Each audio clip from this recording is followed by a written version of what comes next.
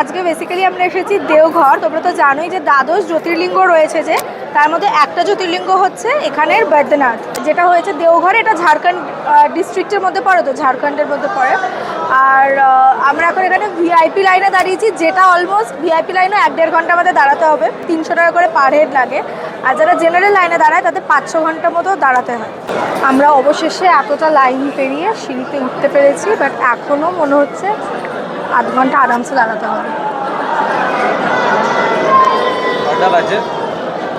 আরে সবাই বলছে যে বাবা নাকি এই ফুল, এই কাঁটা আর এই জিনিসটা পছন্দ করে, আর এগুলোর নাম না জানা অজ্ঞ আমি। মা বলছে এটা ধুত্র ফুল, বদ্দিভাই বলছে এটা সিদ্ধি, আর এই কাঁটাটাকে কী বলে আমি জানি না। তো এগুলো কেন দেয় বা কেন বাবার পছন্দ, সেটা যদি তোমরা জেনে থাকো আমাকে অবশ্যই কমেন্ট করে লিখে জানিও। এগুলোর ফ্যাক্ট কী, যারা জানো তারা কমেন্ট করো, যারা জানো না তারা শেয়ার করো, যারা জানে তাদের থেকে জেনে নেওয়া যাবে। ওকে, বাই।